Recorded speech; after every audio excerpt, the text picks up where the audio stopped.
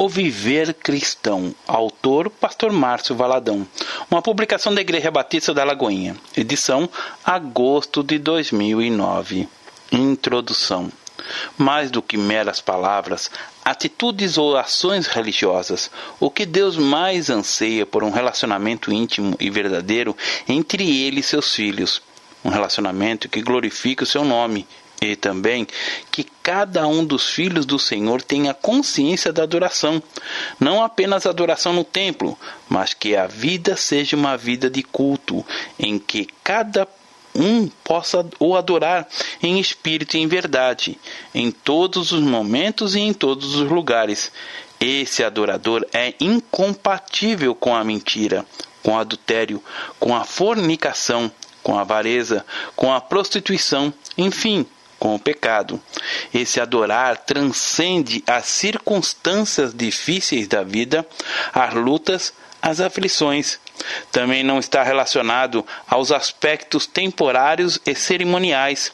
Deus não está preocupado com o lugar, mas com a sinceridade de coração. Deus não habita em templos, e sim no coração do homem, e o que Ele deseja é habitar na vida de alguém por meio de Cristo Jesus, fazendo desta vida o lugar santo. Ele deseja também que você avance, cresça espiritualmente, cumpra os planos e propósitos que Ele reservou para você. Ouvinte amado, neste momento eu o convido a abrir seu coração para receber o Espírito Santo, o que Ele tem a ministrar em sua vida, em nome de Jesus. O momento. Para iniciar a nossa audição, leiamos o Evangelho de João, capítulo 16, verso 33. Jesus disse: "Essas coisas vos tenho dito, para que tenhais paz em mim. No mundo passais por aflições." Entendamos esse passais por aflições. Podemos incluir muitas situações, pois a dor é individual. Às vezes, o que o fere não fere tanto a mim. Logo, não podemos desprezar a aflição de ninguém.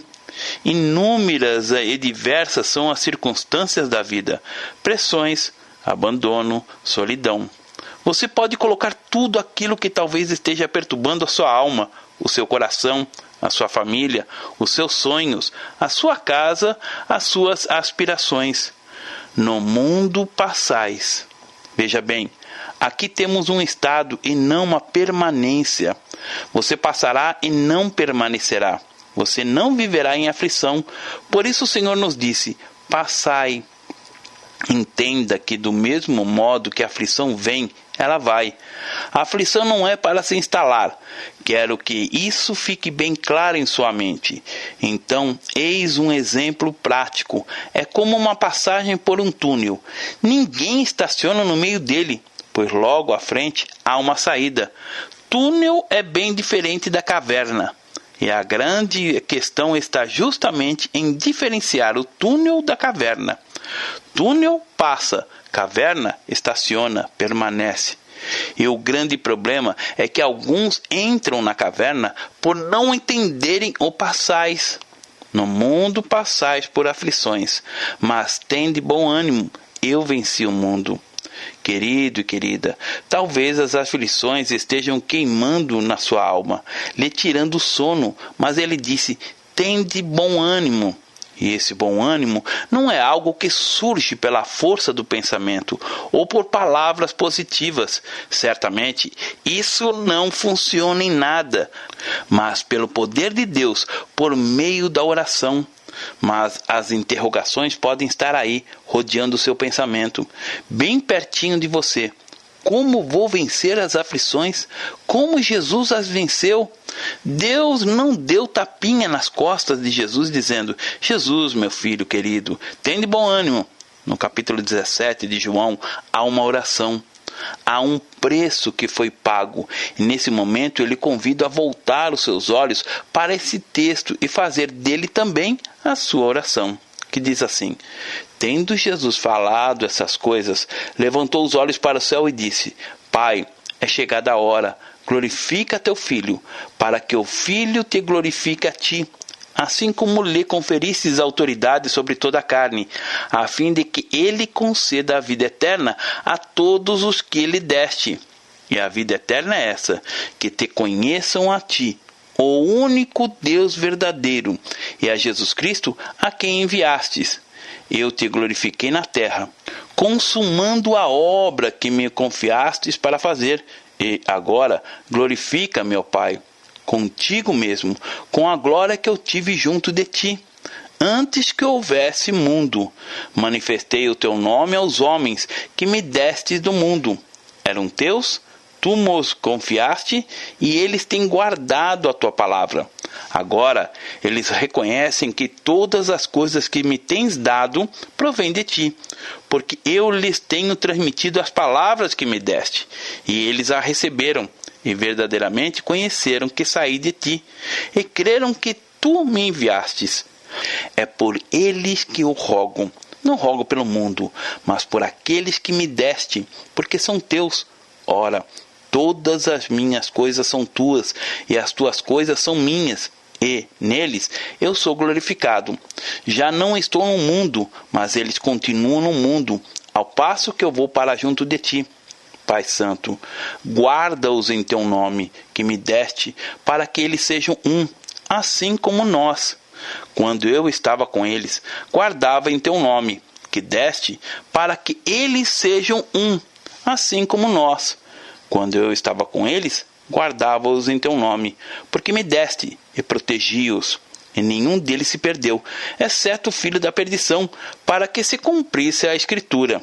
Mas agora vou para junto de ti, e isto falo no mundo, para que eles tenham o meu gozo completo em si mesmos. Eu lhes tenho dado a tua palavra, e o mundo os odiou, porque eles não são do mundo, como também eu não sou. Não peço que os tire do mundo, e sim que os guardes do mal. Eles não são do mundo, como também eu não sou. Santifica-os na verdade. A tua palavra é a verdade. Assim como tu me enviastes ao mundo, também eu os enviei ao mundo. E a favor deles eu me santifico a mim mesmo, para que eles também sejam glorificados na verdade. Não rogo somente por estes, mas também por aqueles que vieram a crer em mim, por intermédio da tua palavra, a fim de que todos sejam e um como és tu, ó Pai, em mim e eu em ti, também sejam eles em nós, para que o mundo creia que tu me enviaste. Eu lhes tenho transmitido a glória que tens dado, para que sejam um, como nós somos um. Eu neles e tu em mim, a fim de que sejam aperfeiçoados na unidade, para que o mundo conheça que tu me enviastes e que me amastes como também amastes a mim. Pai, a minha vontade é que de onde eu estou estejam também comigo os que me deste, para que vejam a minha glória que me conferiste, porque me amastes antes da criação do mundo. Pai justo, o mundo não te conheceu, eu, porém, te conheci, e também estes compreenderam que tu me enviastes. Eu lhes fiz conhecer o teu nome, e ainda o farei conhecer, a fim de que o amor com que me amaste esteja neles, e eu neles esteja. No verso 33 de João, capítulo 16, temos a fala de Jesus sobre o passais por aflições no mundo e ter bom ânimo. No capítulo 17, encontramos a oração sacerdotal de Jesus, mas no capítulo 18 encontramos as aflições como enxurrada sobre a vida do Senhor. Jesus no Getsêmani, em seguida da prisão do Mestre, e logo após o momento da tortura, que o levara até a cruz em nosso lugar. A oração. Queremos aprender com o Senhor alguns princípios fundamentais por meio da oração que ele fizera no capítulo 17. Então, faremos um estudo da oração dividido em 3 partes. Nos 5 primeiros versículos, Jesus está orando por ele mesmo, clamando o seu próprio favor. Do versículo 6 até o 19, Jesus está orando pelos seus discípulos. E do versículo 20 até o 26, Jesus está orando por mim, como ele está orando por você. Eu gosto muito de assistir aos desfiles de 7 de setembro, dia em que comemoramos a independência do Brasil. E sei que, dependendo do ponto em que estivermos, veremos o desfile apenas por um ângulo. Mas imagine alguém que esteja em um helicóptero assistindo ao desfile. Ele verá desde o primeiro como o último soldado, não é verdade? Por meio desta ilustração, podemos entender como é o olhar de Deus sobre nós. Estamos no desfile e ele no helicóptero, ou seja, ele vê todo o desfile ao mesmo tempo. Ele vê todas as pessoas ao mesmo tempo. Ele vê não apenas o desfile de uma determinada avenida, mas todos os desfiles de todas as avenidas, no planeta inteiro e no mesmo instante, e mesmo antes que eles acontecerem. Isso tem um nome, é a onipresença de Deus. Um único Deus em todos os lugares do mundo.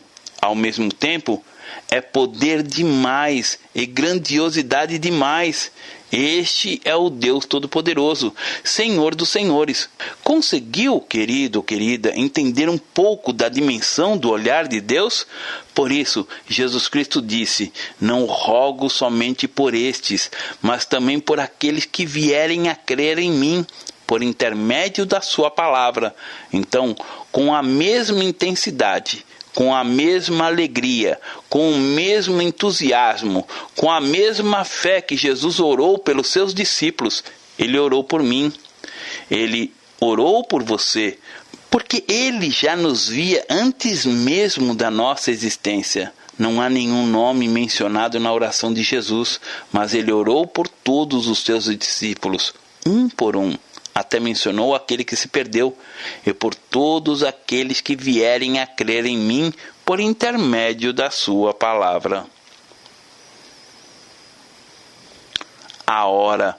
Jesus iniciou a oração dizendo assim: Pai, é chegado a hora, havendo um momento certo para o acontecimento na vida de Jesus. Tanto que no capítulo 7, no versículo 30, está escrito que então procuravam prendê-lo, mas ninguém lhe pôs a mão, porque ainda não era chegada a sua hora. Ninguém pode tocar em Jesus antes da hora. Quando os soldados foram prendê-lo, a obra do Senhor já estava pronta, e os soldados não puderam colocar a mão nele, porque ainda não era chegada a hora. Há uma hora determinada para a minha vida e para a sua vida. Há o momento da nossa partida, e assim também houve o tempo de Jesus, e ele tinha conhecimento de qual seria a sua hora. No capítulo 12, do versículo 23, o Senhor disse: Respondeu-lhe Jesus: É chegada a hora de ser glorificado o Filho do Homem. Quando os gregos vieram tentando dissuadir a Jesus de ir à cruz para levá-lo à Grécia, para fazer dele um grande filósofo, um mestre, ele sabia que não era por aquele caminho que seria glorificado. A hora de Jesus era a morte. A hora de Jesus era o da cruz. No capítulo 13, versículos 1, ele disse: Ora, antes da festa da Páscoa, sabendo Jesus que era chegada a sua hora de passar deste mundo para o Pai, tendo amado os seus que estavam no mundo, amou-os até o fim. É tão interessante que a palavra morte, no vocabulário de Jesus, não tinha a conotação de algo tétrico. Jesus disse: é chegada a sua hora de passar deste mundo para o Pai. É tão diferente. A realidade pode parecer a mesma, mas aquilo que passa do Espírito é tão diferente. Como vemos, Jesus tinha uma hora, conforme dissera no capítulo 17. Pai, é chegada a hora, aquela hora que foi profetizada lá no Jardim do Éden. Quando o homem pecou, quando o homem desobedeceu, quando o homem voltou as costas para Deus, havia uma promessa. Havia uma promessa de redenção. Havia uma esperança. O Senhor disse: porei inimizade entre ti e a mulher, entre a tua descendência e o teu descendente. Este te ferirá a cabeça, e tu lhe ferirás o calcanhar. Gênesis capítulo 3, verso 15. Aqui temos a referência do que aconteceria entre Satanás e o descendente da mulher. O descendente haveria de esmagar a cabeça da serpente, mas a serpente haveria de feri-lo no calcanhar. Então, Eis a hora de Jesus, em que a serpente haveria de lhe ferir o calcanhar. Em que iria inocular o veneno do pecado? Em outras palavras, quando o Senhor se transformaria em maldição em nosso lugar, o momento de Cristo reconhecer que era chegada a hora. Jesus sabia. Lembra do exemplo do helicóptero? Pois é, ele estava sobrevoando e vendo tudo. Ele sabia de tudo. Ele sabia dos minutos e segundos em que teria que sofrer terrivelmente por mim e por você, pela humanidade. É chegada a hora. Glorifica o teu Filho para que o Filho glorifique a ti. Por isso, o nosso sofrimento, as provas, as aflições, as dores, dão espaço para que o nome do Senhor seja glorificado. Querido, querida, Deus jamais se vinga. Deus nunca desforra, porque Jesus já pagou por tudo. As aflições, as situações de dificuldade que passamos nos levam a compreender o coração do Senhor. Talvez, devido à sua dor, seja difícil compreender que o sofrimento traga alguma coisa boa. E até entendo, porém, traga à memória as lutas que você já enfrentou e as vitórias que o Eterno lhe concedeu. Traga à memória os ensinamentos advindos por meio do sofrimento. Faça um autoexame e veja o que você amadureceu e cresceu, espiritualmente falando. Tenho certeza de que se você não desistiu em meio às aflições da vida, o saldo total, o balanço geral está positivo e não negativo. O conhecer. Acompanhe agora mais alguns textos bíblicos. No versículo 2 de João, capítulo 17, ele disse: assim como lhe conferiste autoridade sobre toda a carne, a fim que ele conceda a vida eterna a todos os que deste. Aqui temos a afirmação de que Jesus tem toda a autoridade. Em 1 Coríntios capítulo 8, verso 6, está escrito assim: todavia, para nós há um só Deus, o Pai, de quem são todas as coisas e para quem existimos, e um só Senhor, Jesus Cristo, pelo qual são todas as coisas, e nós também por Ele. Em Efésios, capítulo 1, versículo 10, esta verdade é repetida dizendo: de fazer convergir nele, na dispensação da plenitude dos tempos, todas as coisas, tanto as do céu como da terra. Jesus está sentado à direita de Deus Pai, coroado. Na sua relação com Jesus, o seu coração deve realmente entender a autoridade dele, a posição dele, a vida do Senhor. No verso 3 de João capítulo 17, Jesus disse sobre a vida eterna. Vejamos: e a vida eterna é esta, que te conheçam a ti, o único Deus verdadeiro, e a Jesus Cristo, a quem enviaste. Com estes textos, quero mostrar-lhe alguns significados da vida eterna. Esta não se refere à quantidade, mas à qualidade de vida, e essa qualidade nada mais é do que conhecer a Deus. Nós conhecemos lugares, pessoas, conhecemos muitas coisas, mas o conhecer a Deus vai além do apreciar, dos encontros casuais, das visitas esporádicas. O profeta disse: conheçamos e prossigamos em conhecer ao Senhor. Oséias capítulo 6, verso 3. Se no término desta mensagem você concluir que ela não lhe acrescentou nada, isso indica que você apenas fez uma audição de um livro qualquer. A audição da Bíblia e de livros inspirados pelo Espírito Santo nos ajudam na nossa caminhada em conhecer ao Senhor. Conhecimento, intimidade com Ele. E quanto mais o conhecemos, mais o nosso coração deseja conhecê-lo, mais o nosso coração deseja manifestar amor, mais o nosso coração deseja manifestar adoração. Fomos criados para conhecer ao Senhor. Esta é a razão da nossa existência, mas não somente conhecê-lo, mas também torná-lo conhecido. Ele disse: quem me vê a mim, vê ao Pai. João capítulo 14, verso 9. Quando você diz ter a vida eterna, você está proclamando uma verdade. Eu o conheço. O Senhor disse: e a vida eterna é essa, que te conheçam a ti, o único Deus verdadeiro, e a Jesus Cristo, a quem enviaste. A obra. No versículo 4, em oração, Jesus disse: eu te glorifiquei na terra, consumado a obra que me confiastes para fazer. Se o desejo do seu coração é o de glorificar a Deus, consuma a obra que Ele deu para fazer. Se você tem filho, saiba que ele é a herança do Senhor. Por isso, cuide, abençoe, ame. Entregue-o no caminho do Senhor. Deus lhe confiou a herança dele, então zele por ela da melhor maneira. Se você é marido ou esposa, a sua obra é a de ser um excelente cônjuge. Se você é pastor, a sua obra é com a verdade. Saiba que é responsável pelas ovelhas que Deus colocou em seu aprisco. Enfim, tudo aquilo que o Pai entregou em nossas mãos deve ser administrado de acordo com a palavra dele, pois um dia teremos que prestar contas a ele de todos os bens que ele nos confiou. Deus tem uma obra para a sua vida, e Ele não quer que esta obra fique pelo meio do caminho. Por isso, há o investimento do Senhor na sua vida, os cuidados, as intervenções, os milagres, as atuações dele de uma forma tão contínua, permanecem para que possa chegar ao final da sua vida e falar não apenas como Jesus, mas como os homens de Deus. Paulo disse: combati o bom combate, completei a carreira, guardei a fé. 2 Timóteo, capítulo 4, verso 7.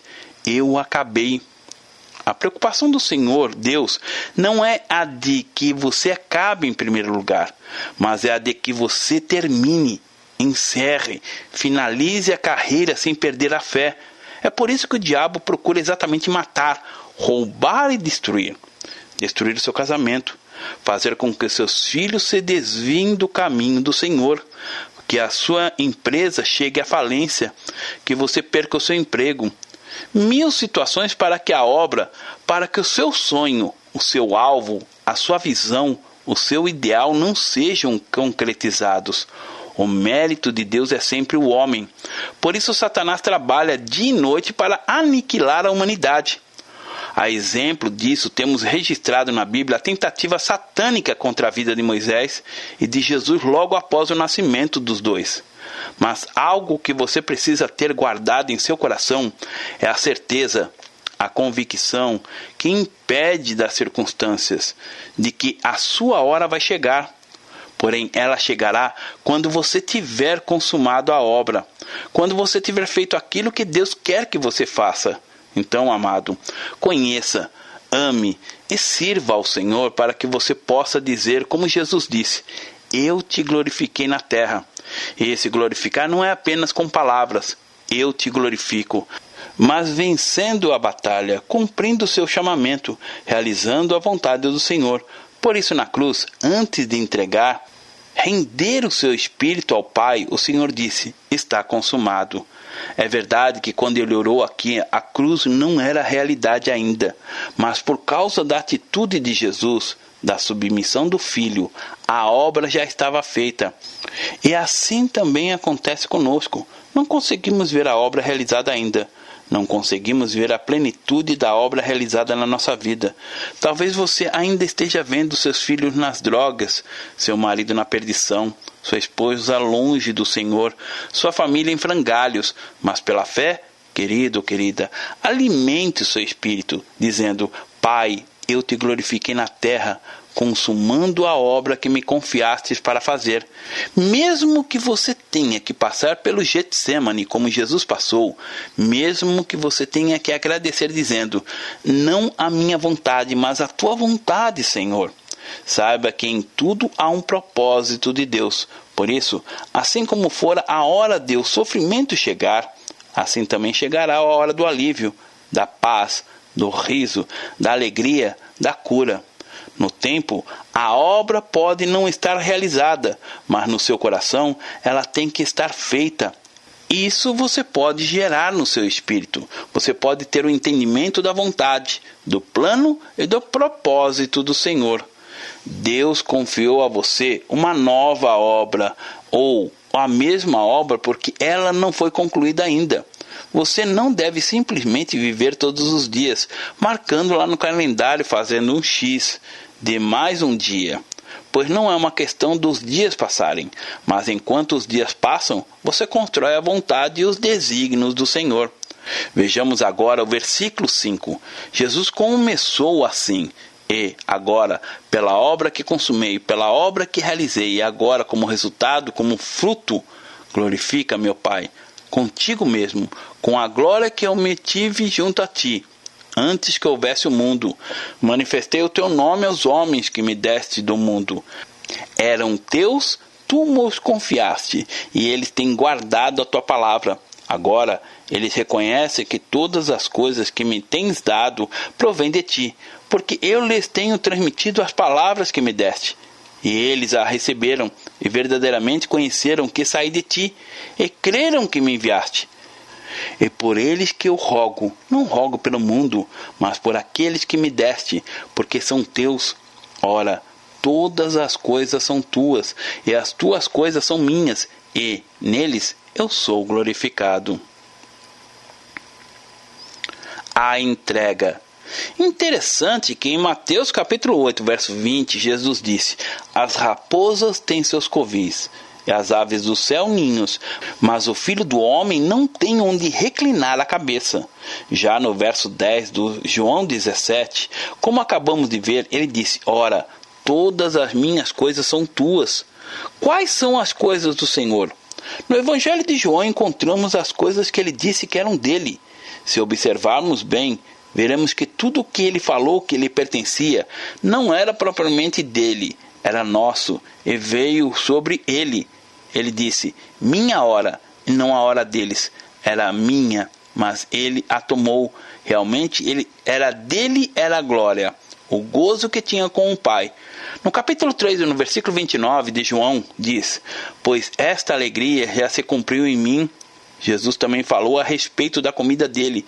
Vejamos João, capítulo 4, versículo 34, que diz assim: a minha comida consiste em fazer a vontade daquele que me enviou e realizar a sua obra. Para muitos, quando se fala em comida, surge no pensamento os mais variados pratos, aquilo que sustém, aquilo que traz vida ao físico. Bem, isso é verdade. Se eu parar de comer, eu vou adoecer e posso até morrer.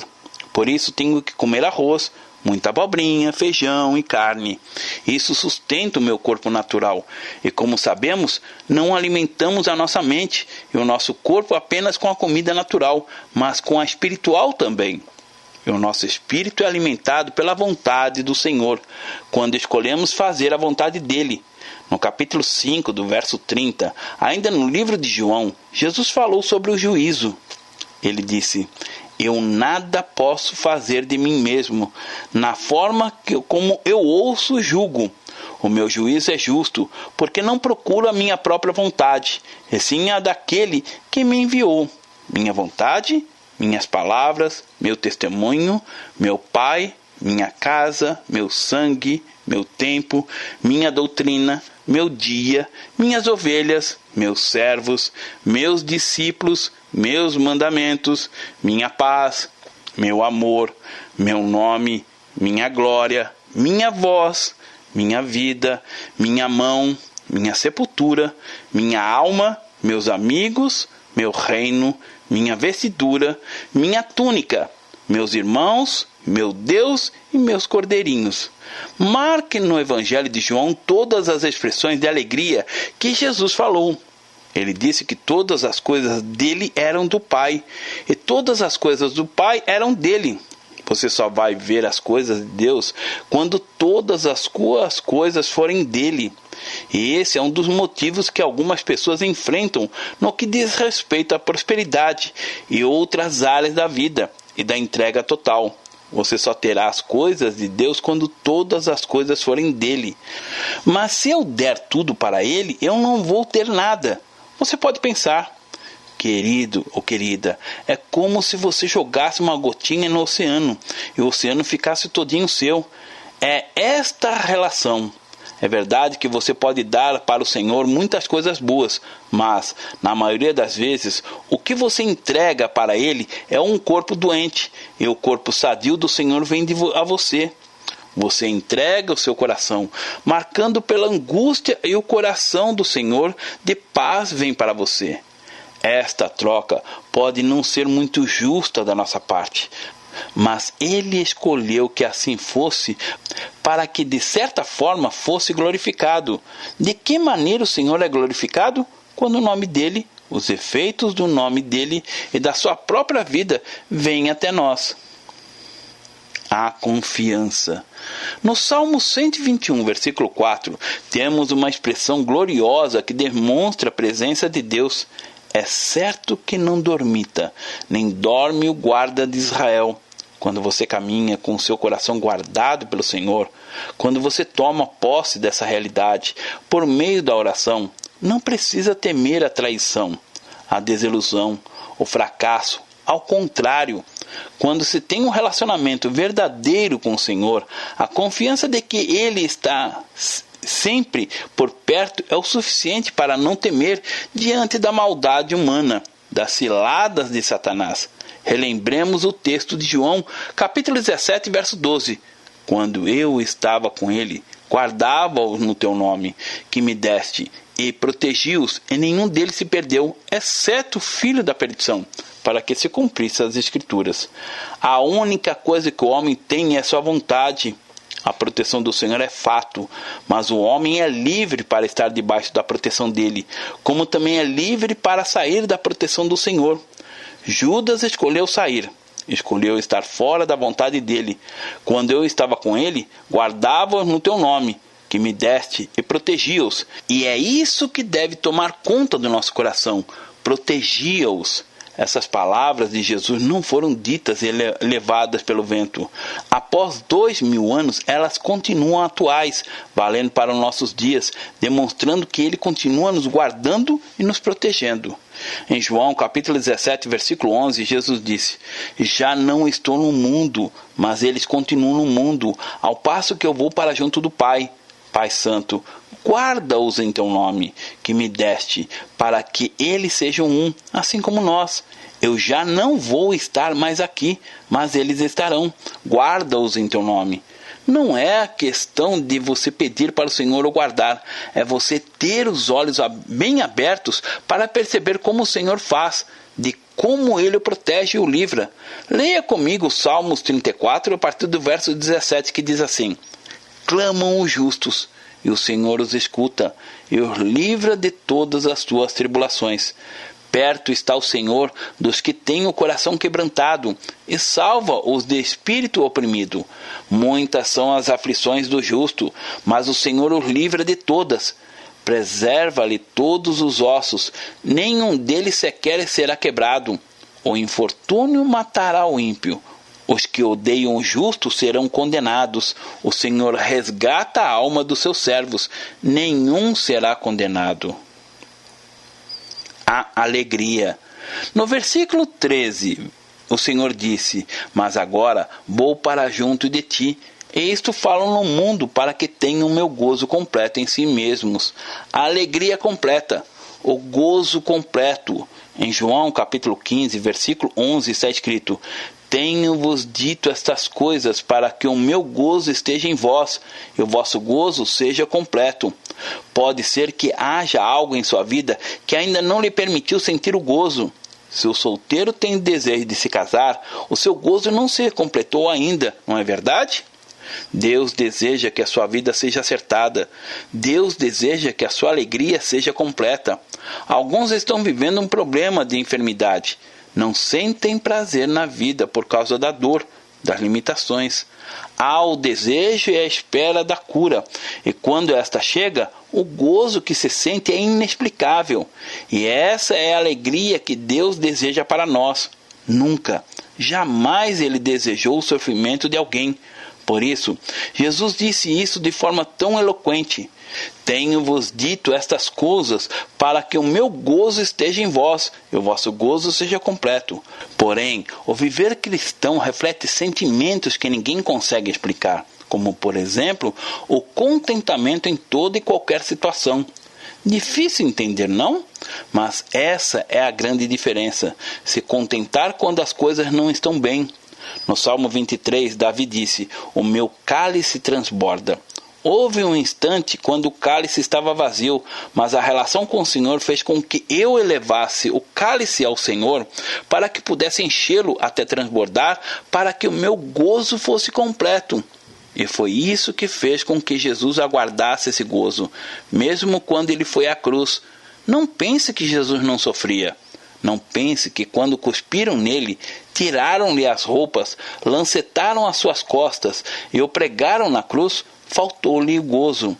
Veja bem o que está escrito em Hebreus capítulo 12, verso 2, que diz assim: olhando firmemente para o autor e consumador da fé, Jesus, o qual em troca da alegria que lhe estava proposta, suportou a cruz, não fazendo caso da ignomia, e está sentado à destra do trono de Deus. Foi esta alegria que susteve o Senhor ali na cruz. Vejamos o Salmo 30, versículo 5, que diz: porque não passa de um momento a sua ira, o seu favor dura a vida inteira. Ao anoitecer pode vir o choro, mas a alegria vem pela manhã. Há muitas pessoas que choram por causa do noivado que acabou, do namoro que se foi, da saúde que perdeu, do emprego que não vem, do vestibular que não passou, do sonho que não se concretizou.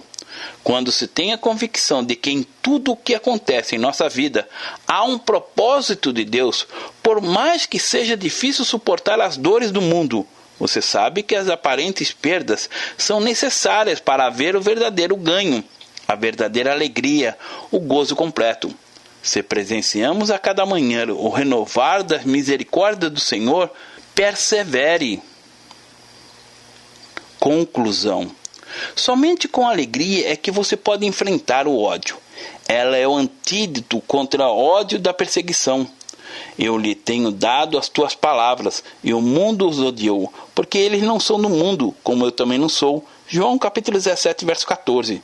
Muitas vezes você se pergunta: por que o meu marido me odeia pelo fato de eu ser crente? Por que tantas pessoas me odeiam? Porque muitas vezes as pessoas que levantam contra mim gratuitamente. O próprio Senhor Jesus disse: eu lhes tenho dado a tua palavra e o mundo os odiou. Tudo isso e muito mais acontece porque a palavra é contrária aos valores mundanos. Se o mundo vos odeia, sabei que, primeiramente do que a vós outros, me odiou a mim. Se vós fosseis do mundo, o mundo amaria o que era seu. Como, todavia, não sois do mundo, pelo contrário, dele vos escolhi. Por isso que o mundo vos odeia. João capítulo 15, verso 18. Entenda que você foi escolhido, que não está mais no mundo, e por isso o mundo hoje o odeia. Porém, não procure odiar o mundo, mas procure amá-lo, abençoá-lo. Abençoe as pessoas, seja solícito, seja generoso, seja humilde. Jesus orou pedindo que não nos tirasse do mundo, e sim que nos guardasse do mal. Se os seus vizinhos não são os que você sonhou, não mude para outro lugar por causa disso. Seja bênção na vida deles. Há muitas pessoas que querem fugir do mundo, do bairro, do prédio, do trabalho, porém não é o momento da fuga, mas de ganhar aqueles que o aborrecem para Cristo. Jesus está voltando, querido ou querida, e muitos podem ser salvos por meio da sua vida. Pense nisto. Existem pessoas que veem uma dificuldade em cada oportunidade, mas você deve ver uma oportunidade em cada dificuldade. Procure ser realmente testemunha do Evangelho que sara, cura e liberta. Não peço que os tire do mundo, e sim que os guarde do mal. Eles não são do mundo, como também eu não sou. Santifica-os na verdade. A tua palavra é verdade. A palavra é a verdade. Sua vida precisa estar de acordo com a palavra. Você precisa ser pastoreado com base na palavra. Suas dúvidas precisam ser sanadas somente na palavra. Recorra a ela para todas as respostas que necessitar. Agora vamos fazer uma breve reflexão dos versículos a seguir. No versículo 18 de João capítulo 17 está escrito assim: assim como tu me enviastes ao mundo, também eu os enviei ao mundo. Ou seja, do mesmo modo que Deus, o Pai, enviou Jesus, assim ele nos enviou. Muitas vezes como ovelhas no meio de lobos, mas tendo certeza da vitória. Em João capítulo 17, versículo 19 diz: e a favor deles eu me santifico a mim mesmo, para que eles também sejam santificados na verdade. A própria santificação do Senhor vem até nós. No verso 20 diz: não rogo somente por estes, mas também por aqueles que vierem a crer em mim, por intermédio da sua palavra, a fim que todos sejam um. E como és tu, ó Pai, em mim e eu em ti, também sejam eles em nós. Somos um. Pode parecer estranho isso, mas somos um. Somos um só corpo, possuímos uma só fé, temos um só batismo, uma só compreensão. E nos versos 22 a 26 ele disse: Eu lhes tenho transmitido a glória que me tens dado, para que sejam um, como nós somos um. Eu neles e tu em mim, a fim de que sejam aperfeiçoados na unidade, para que o mundo conheça que tu me enviastes e que o amaste, como também amastes a mim. Pai, a minha vontade é que onde eu estou, estejam também comigo o que me deste, para que vejam a minha glória que conferiste, porque me amastes antes da fundação do mundo. Pai justo, o mundo não te conheceu. Eu, porém, conheci, e também estes compreenderam que tu me enviaste. Eu lhes fiz conhecer, a fim de que o amor com que me amaste esteja neles, e eu neles esteja. João capítulo 16, verso 33 diz: Estas coisas vos tenho dito para que tenhais paz em mim. No mundo passais por aflições, mas tende bom ânimo. Eu venci o mundo. Você pode ter bom ânimo, querido ou querida. E hoje, tudo que devemos fazer é mergulhar na graça do Senhor e nos apropriar dessas respostas para a glória do Pai. Pai, a minha vontade é que onde eu esteja, estejam também comigo os que me deste. Ter uma relação verdadeira, intensa com o Senhor. Estar junto dele não é algo irreal ou distante. Também não é algo inalcançável. Tudo do Senhor é tão simples. Ele é tão acessível. É verdade que as coisas aparentemente podem não estar indo bem para você, na ótica humana, mas você precisa ver isso tudo na ótica de Deus. Entender que há um dia em que não teremos mais dores, nem choro, nem morte. É essa verdade que sustenta o cristão nas noites escuras, pois nem olhos viram, nem ouvidos ouviram, nem jamais penetrou em coração humano o que Deus tem preparado para aqueles que o amam. 2 Coríntios capítulo 2, verso 9. Eu abençoo você, querido ouvinte, no precioso nome de Jesus. Amém. Pastor Márcio Valadão. Jesus te ama e quer você. Primeiro passo, Deus o ama e tem um plano maravilhoso para a sua vida, porque Deus amou o mundo de tal maneira que deu seu Filho unigênito para todo aquele que nele crê não pereça, mas tenha vida eterna. João capítulo 3, verso 16. Segundo passo, o homem é pecador e está separado de Deus, pois todos pecaram e carecem da glória de Deus. Romanos capítulo 3, verso 23, parte B. Terceiro passo, Jesus é a resposta de Deus para o conflito do homem. Respondeu-lhe Jesus: Eu sou o caminho e a verdade e a vida. Ninguém vem ao Pai senão por mim. João capítulo 14, verso 6.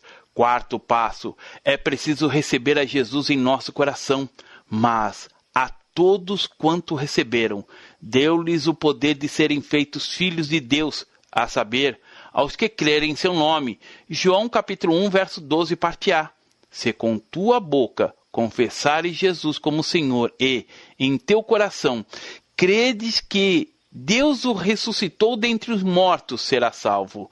Porque com o coração se crê para a justiça e com a boca se confessa a respeito da salvação. Romanos capítulo 10, verso 9 e 10. Quinto passo. Você gostaria de receber a Cristo em seu coração? Faça essa oração de decisão em voz alta. Senhor Jesus, eu preciso de Ti. Confesso-te o meu pecado de estar longe dos Teus caminhos. Abra a porta do meu coração e te recebo como meu único Salvador e Senhor. Te agradeço porque me aceita assim como eu sou e perdoa o meu pecado. Eu desejo estar sempre dentro dos teus planos para a minha vida. Amém? Sexto passo, procure uma igreja evangélica próxima à sua casa. Nós estamos reunidos na Igreja Batista da Lagoinha, Rua Manuel Macedo, 360, bairro São Cristóvão, Belo Horizonte, Minas Gerais. Nossa igreja está pronta para lhe acompanhar nesse momento tão importante da sua vida. Nossos principais cultos são realizados aos domingos. Ficaremos felizes com sua visita. Uma publicação da Igreja Batista da Lagoinha, Gerência de Comunicação, www.lagoinha.com.